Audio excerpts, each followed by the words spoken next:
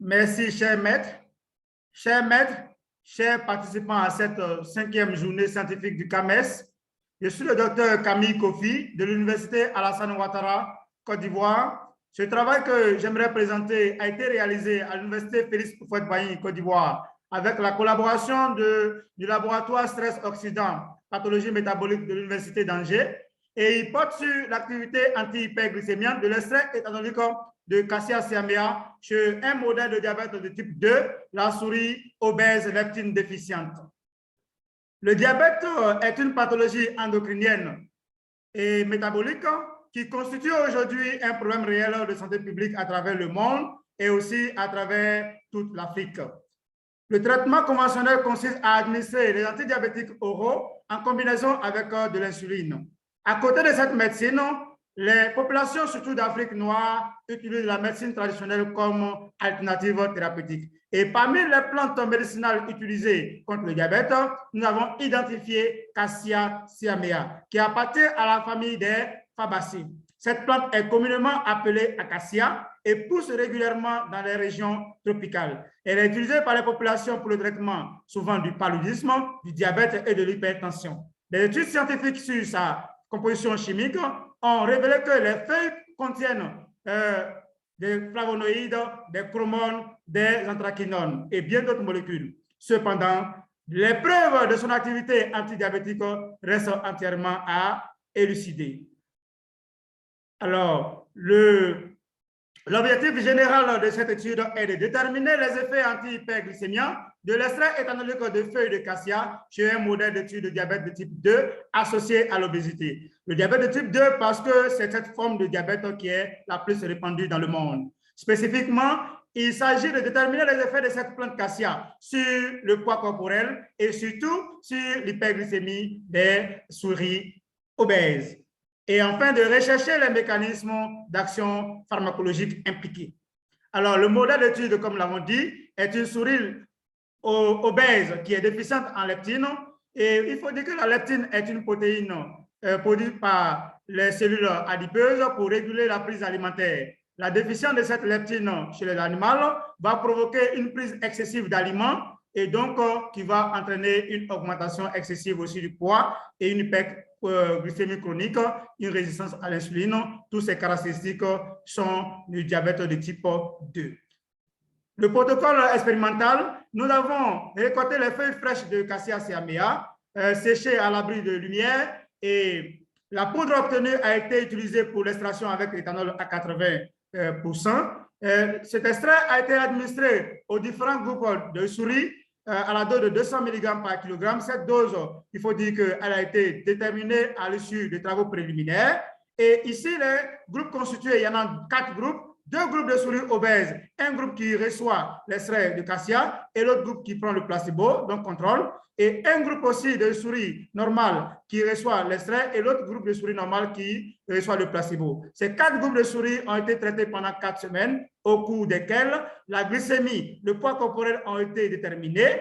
Et à la 4e semaine de traitement, nous avons fait un test important, le test de tolérance à l'insuline, qui consistait à administrer par voie intrapéritonéale une dose unique d'insuline 0,75 unités internationales par kilogramme aux animaux et déterminer son effet hypoglycémien. Plus l'effet est rapide, plus les cellules sont sensibles à l'insuline. Après 4 semaines de traitement, les animaux sont sacrifiés, le sang est prélevé pour les analyses biochimiques et les organes sont prélevés, notamment le foie, pour des révélations immuno-enzymatiques par technique Western blot. Les résultats obtenus. L'effet de l'extrait de cassia sur le poids corporel. Ici, nous voyons le taux de variation du poids corporel. Là, nous voyons que les 2 groupes de souris normales ont des taux de variation du poids qui sont similaires et faibles par rapport au taux de variation du poids des souris obèses. Par contre, nous voyons que la souris obèse traitée avec l'extrait, il y a une sorte de diminution de son poids, mais pas significativement. Nous pouvons dire que cassia n'influence pas significativement la prise de poids corporel des souris obèses. Quel est l'effet de l'extrait de cassia sur la glycémie? Ici, nous voyons la variation de la glycémie en fonction du temps sur les 4 semaines. Là, au départ à T0, les souris obèses ont une hyperglycémie parce que leur glycémie est autour de 200 soit le double de la glycémie des souris normales. Les souris normales, ici, la variation de glycémie est similaire, même si à la 4e semaine, on voit qu'il y a une diminution de la glycémie, mais ce n'est pas significatif. Par contre, les souris obèses traitées avec l'extrait, il y a une diminution significative de leur glycémie par rapport à ceux qui n'ont pas été traités par l'extrait. Cassia Seamia réduit donc significativement l'hyperglycémie chez les souris obèses sans provoquer toutefois d'hypoglycémie chez les souris normales. Et ces résultats corroborent avec ceux de Kuma et collaborateurs en 2010 qui ont montré que l'extrait éthanol de cassia provoquait une diminution de l'hyperglycémie chez les rats 8 stars qui ont été diabétiques suite à l'injection de l'aloxane monohydrate.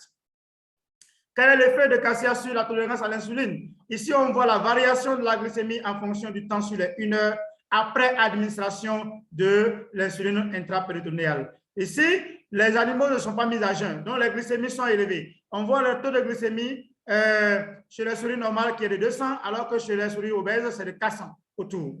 Alors, nous voyons que l'effet hypoglycémien chez les souris normales, qu'elles soient traitées ou pas, est identique dans les deux groupes. Alors que chez les souris obèses, celles qui ont été traitées par l'extrait éthanol de cassia ont une diminution rapide de leur glycémie. Donc, l'effet est amplifié, l'effet de l'insuline est amplifié par le traitement avec l'extrait éthanol de cassia. Nous disons que cassia potentialise l'effet hypoglycémien de l'insuline chez les souris obèses surtout. Alors, qu'en est-il de la phosphorylation des protéines du transport du glucose? Ici, nous avons regardé deux protéines kinases. L'AMPK, qui est une kinase dépendante de l'AMP cyclique, dont la phosphorylation provoque une activation et son activation entraîne une diminution de la glycémie par capture de glucose au niveau de la cellule. Alors, les deux groupes de souris qui sont normales n'ont pas de différence significative quant à leur taux de phosphorylation de leur AMPK. Par contre, la phosphorylation chez les souris obèses non traitées est très diminuée et cette diminution de la phosphorylation est remédiée en partie par l'administration de l'extrait chez ces souris obèses. Et aussi, la deuxième protéine kinase, qui est l'AKT, qui est une protéine dont l'activation dépend de la voie de signalisation de l'insuline. L'activation de cette protéine permet la capture du glucose dans la diminution de le taux de glycémie. C'est un peu comme l'AMPK aussi. Et là, on voit que chez cette protéine, l'extrait augmente, que ce soit chez les souris normales que chez les souris obèses, la phosphorylation de l'AKT. On peut donc dire que cassia augmente le transport du glucose via l'activation des protéines AMPK et AKT au niveau hépatique.